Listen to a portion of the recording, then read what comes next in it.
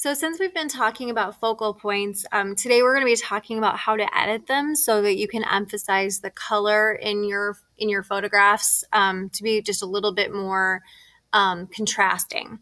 So you don't actually have anything to do with this today. I just want you to try this out and practice it because we are going to be using it next week. So you can do two different things. The first thing is you can make a subtle emphasis on your focal point. And the second thing would be to make a really strong emphasis, maybe even like black and white against color to really make it pop. So the first thing we're going to try is subtle.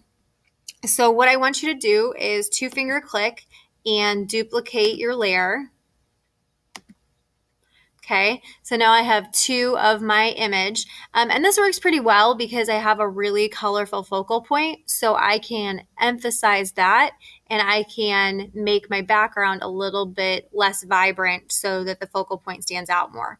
So I'm going to do that first. I'm going to make sure I'm highlighted on the top layer, and I'm going to go to Image Adjustments, and I'm going to go to Vibrance. And I'm going to tone down the background. So the blue of the sky and the buildings. So it's also going to tone down my flag, but I'm going to fix that. So if I click off of this, you can see the before and the after. So next what I'm going to do is click on my second layer. And now I'm going to Image Adjustments and I'm going to go to Vibrance and increase the vibrance. Oops, just kidding, not saturation. Don't want to do that. Okay, so I'm going to go to the vibrance and I'm going to increase it. Okay. And so now if I click off of that eyeball on the top layer, you can see this is the layer with the increased vibrance and this is the layer with the decreased vibrance. But what I want to do is take the background of this one and put it with the bright colorful flag of the other one.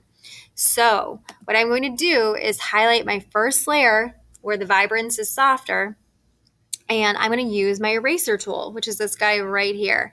And once I click on it, you'll see that you have some different things you can do. You can change the size or the texture. You can also change the hardness. So if you have kind of a softer edge or a harder edge, and you can change your mode if you want to, and your opacity. So how see-through it is as you're erasing. Okay. So I am going to zoom in a little bit so that I can see my image better. So Control+ to zoom in, Control- to zoom out. And then I'm going to use my eraser and I'm erasing away. I'm on my top layer. I'm erasing away where I have taken away the vibrance in that first layer. So what I'm basically doing is revealing the vibrant color that's in my second layer. Now I do want to be careful because if I'm not, I could accidentally go outside the line like this and then that looks sloppy because now you can see my sky and I don't want that. So I'm going to edit, undo, and go back. So if I mess up, no worries, I can do that. So I'm just going to go right along the line here, and I can always make my brush smaller if it's not working for me. I'm just going to take my time because if you want it to be believable, you've got to have good craftsmanship. Otherwise, it's not going to be believable. Okay, so again, the idea here is just that we are making a subtle edit so that your focal point pops a little bit more. So I'm not going to finish that, but you can see the difference between this and this, and now the flag is popping out more than it was. So let's talk about what if you are wanting to really make it pop. Maybe you want the background in black and white and you want the object itself in color. So I'm going to reopen this image. And again, when you're thinking about what to use for this, something with bright color that you want to emphasize more is what you're looking for. So I'm going to open that. Then it's actually a pretty similar process. So I'm going to 2-finger click, duplicate the layer. But this time, instead of going to Vibrance, I'm going to go to Image Adjustments and just go straight to black and white. And then, as you guys have already learned, once I go to black and white, I'm going to want to play around with it a little bit so that I have a nice range of values. I can even go to adjustments and I can up my contrast if I want to. So don't be satisfied with just the automatic filter. Be picky about what they give you. Okay, so now that I have my background in black and white, I have my second layer in color. I can increase the vibrance if I want to, but it's already going to pop quite a bit just against the black and white. So same thing, guys. I'm going to go to my eraser tool. I can adjust the size and the hardness, the opacity if I want to.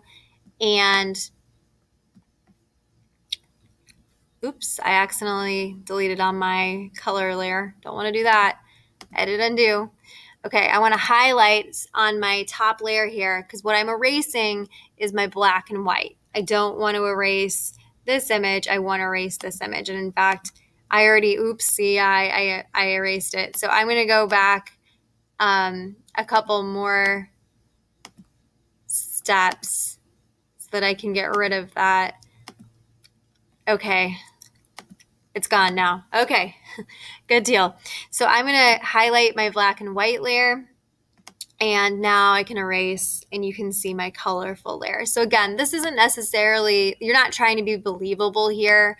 Obviously, we know that in real life, you don't have, black and white against color, but sometimes it can be a really pretty photography, creative edit that, can emphasize your focal point, whatever that is. Same thing though, you probably want to zoom in because if you accidentally get some of that blue sky, that's not going to look good. So I'll just undo that. So I want to be careful to go right up against that blue sky without actually hitting it. And I might want to use a, yeah, see, I got it right here. Edit, undo. And I might want to go back with a smaller brush along that edge so it's clean and believable. I don't want it to have bad craftsmanship. So anyway, that's the idea.